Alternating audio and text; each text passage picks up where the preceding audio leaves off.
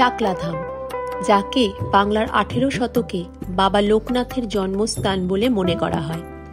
কালীঘাট এবং দক্ষিণেশ্বর কালী মন্দিরের পরেই পশ্চিমবঙ্গের সবচেয়ে জনপ্রিয় দর্শনীয় ধর্মীয় স্থানগুলির মধ্যে একটি হিসাবে বিবেচিত। পশ্চিমবঙ্গের উত্তর 24 পরগনা জেলার বসিরহাটের কাছে অবস্থিত মন্দিরটি সারা বছরই প্রচুর ভক্ত এবং অনুগামীদের আকর্ষণ করে।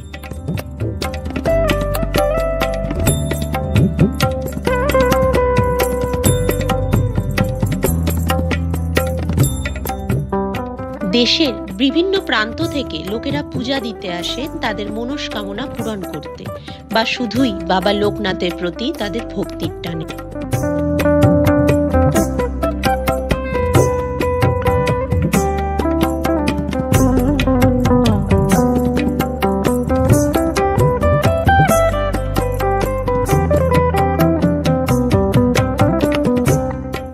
মন্দিরের মেইন গেট দিয়ে ঢুকেই বাঁ দিকে দেখতে পাচ্ছেন দান বিভাগ।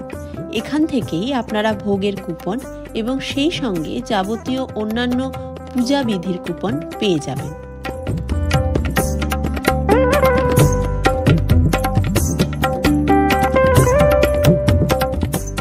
একটি বিখ্যাত তীর্থস্থান ছাড়াও এটি একটি জনপ্রিয় পর্যটন কেন্দ্র।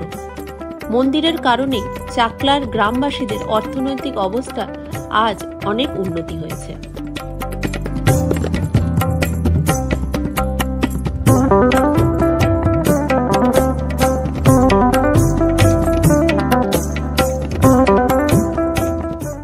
বাঁদিকের এই যে বিল্ডিংটি, এটি মন্দির চত্বরে বা মন্দির প্রাঙ্গণের মধ্যেই দর্শনার্থীদের থাকার জন্য। তবে আপনারা চাইলে মন্দির প্রাঙ্গণের বাইরেও অত্যন্ত কম খরচে হোটেল পেয়ে যাবেন।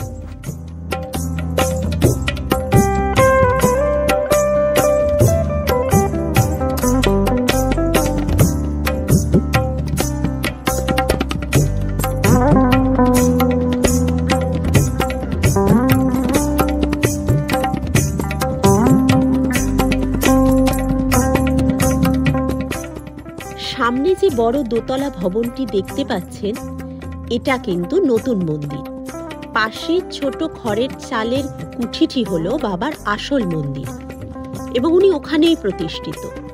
তার বাম পাশে হলো রান্নাঘর, ওখানেই ভোগ বা প্রসাদ রান্না হয় এবং সেখানেই বসে খাওয়ানো হয় ভক্তদের।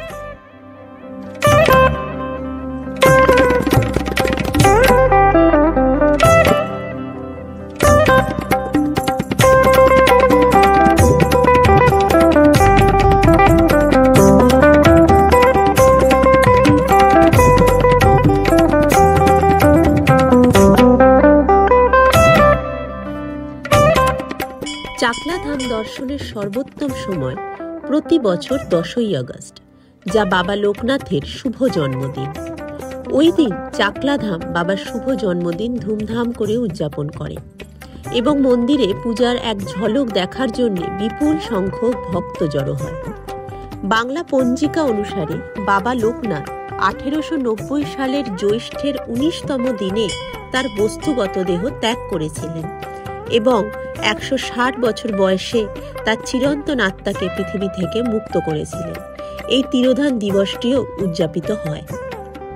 এগুলি ছাড়াও চাকলাধাম নন্দোৎসব, পূর্ণিমা, পৌষ সংক্রান্তি, মকর সংক্রান্তি, সরস্বতী পূজা, শিবরাত্রি, পয়লা বৈশাখ, দুর্গা পূজা, কালী পূজা এবং লক্ষ্মী পূজার সময় অষ্টমী পূজাও উদযাপন করেন। যাই হোক, আপনি মন্দিরে বিশেষ আরতির এক ঝলক দেখতে যে কোনো একটি উৎসবের দিনই যেতে পারেন। মন্দির সকাল 8টা থেকে রাত 10টা পর্যন্ত খোলা। মন্দিরে পূজা দেওয়ার সময় সকাল 8টা থেকে দুপুর 12টা এবং বিকেল 3টে থেকে রাত 8টা। সন্ধ্যারতির সময় সকাল 6টা। বলে রাখি, এখানে দুপুরে আপনারা 2 ধরনের ভোগ খেতে পারবেন, খিচুড়ি ভোগ অথবা রাজভোগ। খিচুড়ি ভোগের এখন দাম 35 টাকা মাথা পিছু এবং রাজভোগের 75 টাকা মাথা পিছু। তবে আপনাদেরকে দুপুর 12টার মধ্যে কুপন কেটে নিতে হবে।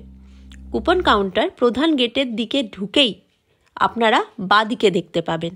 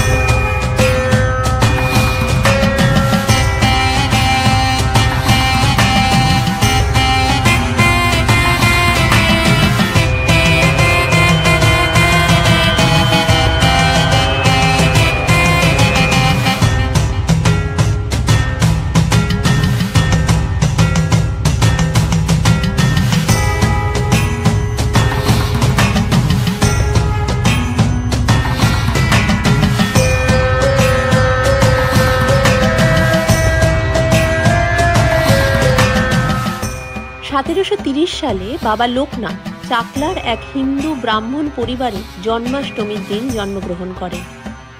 তাহার পিতা শ্রী রামনারায়ণ ঘোষাল তার এক পুত্রকে ঈশ্বরের পথে উৎসর্গ করতে চেয়েছিলেন এবং অবশেষে বাবা লোকনাথকে আধ্যাত্মিক জগতে পাঠাতে চেয়েছিলেন সন্ন্যাসী হতে। তবে বাবা লোকনাথের আদি জন্মস্থান নিয়ে ব্যাপক বিতর্ক রয়েছে। কিছু লোক বিশ্বাস করেন যে এটি চাকলা ধাম, আবার কেউ দাবি করেন যে কচুয়া ধামই হল সাধকের প্রকৃত জন্মস্থান। 20 শতকের গোড়ার দিকে নিত্য গোপাল সাহা এই জন্মস্থান বিতর্কের বিষয়ে একটি মামলা দায়ের করেন এবং কচুয়া ধামের পক্ষে মামলায় জয়লাভ হয়। সেই থেকে কচুয়া ধামকে আইনত বাবা লোকনাথের আদি জন্মস্থান হিসাবে গণ্য করা হলেও ভক্তদের কাছে কিন্তু এই চাকলা ধামই বাবার জন্মস্থান হিসাবে সুবিদিত।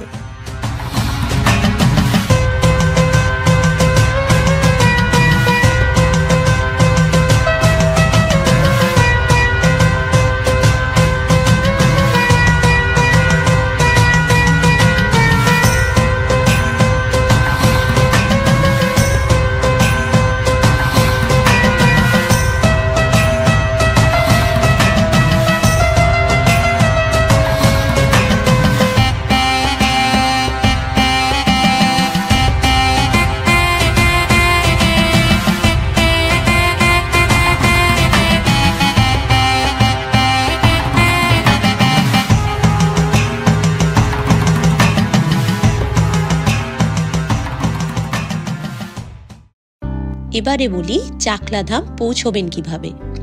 চাকলা ধাম কলকাতা থেকে খুব বেশি দূরে নয় এবং সড়ক পথেও ভালোভাবে সংযুক্ত। আপনারা নিজেদের পার্সোনাল গাড়ি বা বাইক অথবা একটি ক্যাব ভাড়া করে যশোর রোড ধরে প্রায় 2 ঘন্টার মধ্যে সরাসরি চাকলা ধামে পৌঁছতে পারেন। আপনি যদি ট্রেনে ভ্রমণের পরিকল্পনা করেন তবে গুমা রেলওয়ে স্টেশনে পৌঁছানোর জন্য শিয়ালদা বনগা লোকাল নিতে পারেন। সেখান থেকে টোটো বা অটো ধরে 30 মিনিটের মধ্যে পৌঁছতে পারবেন চাকলা ধামে।